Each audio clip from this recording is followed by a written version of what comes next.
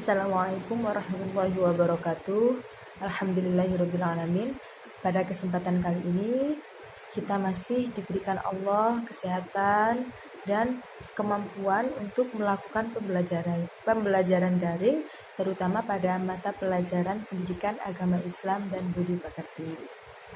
Setelah minggu kemarin kita telah membuat contoh tentang jujur dan adil. Saya acungi jempol buat kalian semua. Kalian sudah mampu bercerita mengenai jujur dan adil. Akan tetapi mungkin ada beberapa yang masih belum memahami apa sih jujur, apa sih adil. Karena dari contohnya ada yang masih kurang tepat. Tapi tetap saya apresiasi, saya berikan nilai daripada tidak mengerjakan ya. Jadi sedikit banyak kita juga sudah mengetahui apa sih jujur itu.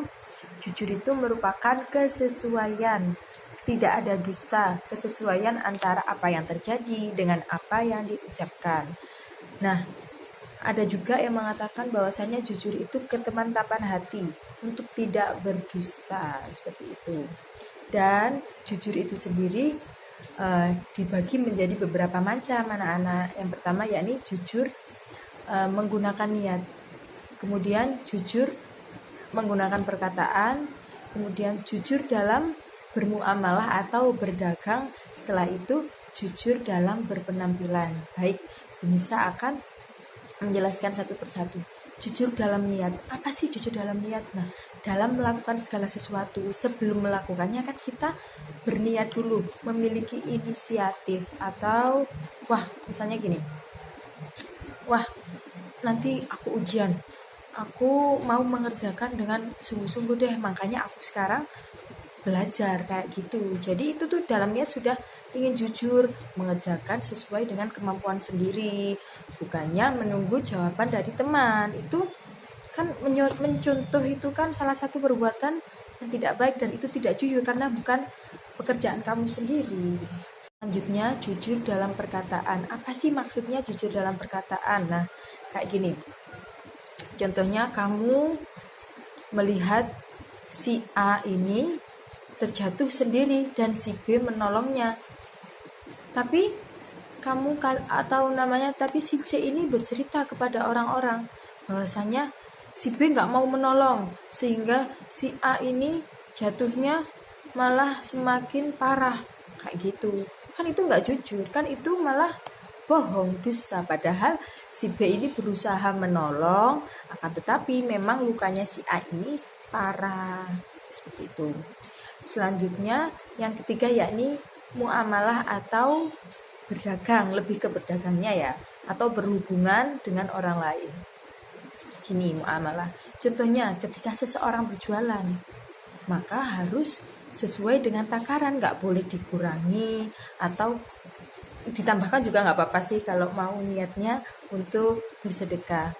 Jadi misalnya orang jualan gula sudah dalam bentuk kiloan ya, jadi itu harus sesuai takaran, harus pas 1 kilo, nggak boleh dikurangi, nggak boleh berniat dikurangi, seperti itu.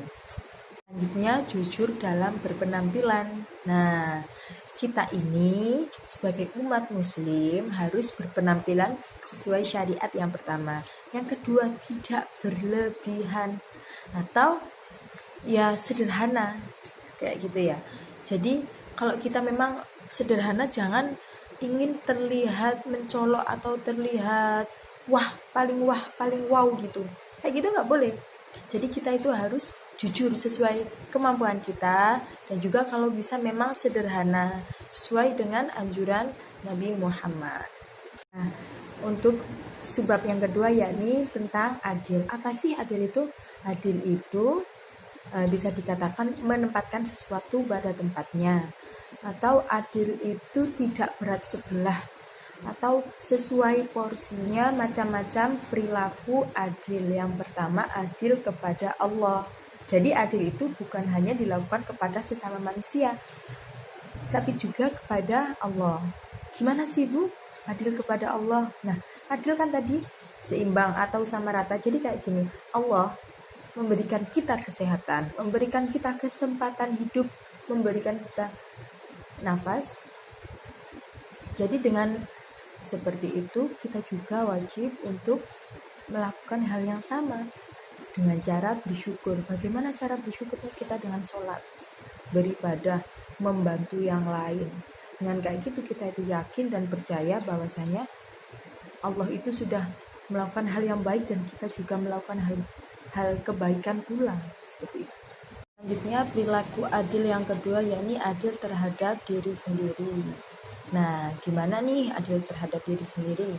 Maksudnya itu diri kita harus semuanya seimbang. Ada waktunya untuk belajar, ada waktunya untuk bermain, ada waktunya untuk tidur. Jadi kayak gitu tuh adil. Dalam memanage waktu atau memanfaatkan waktu itu adil. Diri kita ini nggak diforsir terus-terusan main handphone, kasihan matanya. Nanti tidurnya kurang kayak gitu. Jadi semua harus adil, sesuai dengan waktunya sendiri-sendiri. Dengan kita adil kepada diri kita, maka kesehatan juga akan tetap terjaga.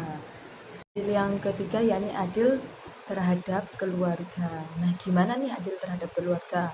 Contohnya, kita punya kakak, kita punya adik, atau kita punya kakak banyak, punya adik banyak. Kita nggak boleh yang namanya pilih kasih.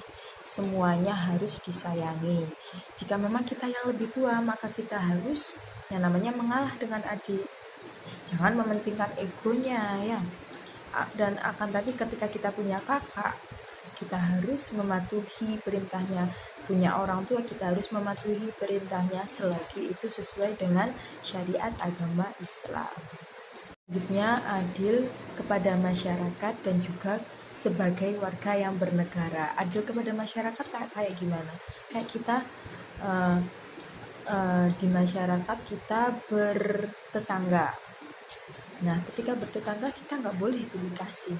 Kita harus menyamaratakan mereka. Kayak contohnya, aku nggak suka orang ini karena orang ini bla bla bla, kita nggak suka orang ini. Nah, itu tuh harusnya dipendam dalam-dalam. Nah, ketika kita ingin diadili oleh orang lain, maka kita harus berlaku adil dulu terhadap orang lain.